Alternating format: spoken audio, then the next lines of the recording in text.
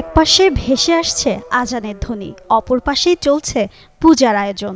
দেয়ালের এপাশে মসজিদে নামাজ পড়তে ব্যস্ত মুসল্লিরা, আর ওপাশে নামাজ শেষের অপেক্ষা সনাতন ধর্মাবলম্বীদের। এরপরেই মন্দিরে শুরু হবে পূজা অর্চনা, বাজবে ঢাক ঢোল। যুগের পর যুগ ধরে এভাবেই মিলেমিশে যেন রেখেছেন সম্প্রীতির মেলবন্ধনের এক অনন্য দৃষ্টান্ত। আজান শুরু হলে মন্দিরে থেমে যায় ঢাক ঘণ্টা, আর নামাজ শেষে পূজার অনুষ্ঠান যেন প্রাণ ফিরে পায়। শত বছরের এই নিয়ম এখনও চলছে অটুটভাবে।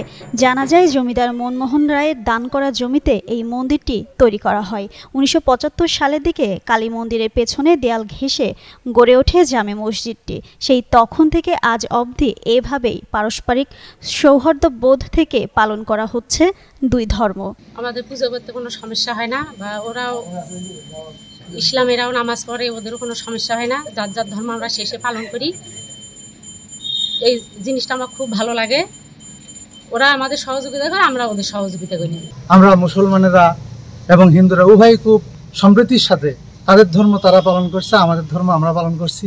এখানে কারো পক্ষ থেকে কোনো প্রকার বাধা বা বিঘ্ন সৃষ্টি হয় নাই, এবং আমরা এই ধর্মীয় সম্প্রীতিতে বিশ্বাস করি। এখানে আমরা সম্প্রীতি, হিন্দু মুসলমান আমরা সবাই এক। যার যখন সেই উপাসনার টাইম হয় আমরা সেই তার মতে উপাসনা করি।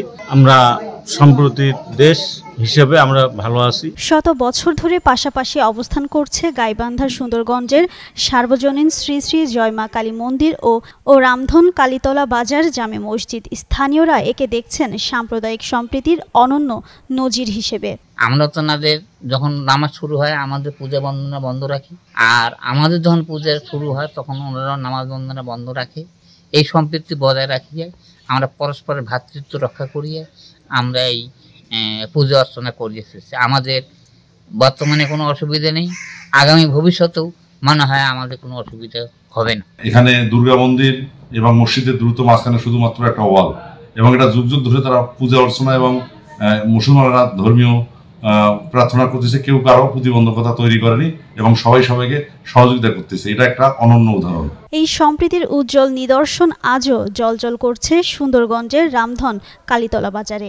এই মসজিদ মন্দিরের দেয়াল কেবলই ইট পাথরের প্রাচীর নয়, এটি ভ্রাতৃত্ব ও সহনশীলতার প্রতীক বলে মনে করছেন স্থানীয়রা। জিন্নাত আরা ঋতু, যুগান্ত নিউজ।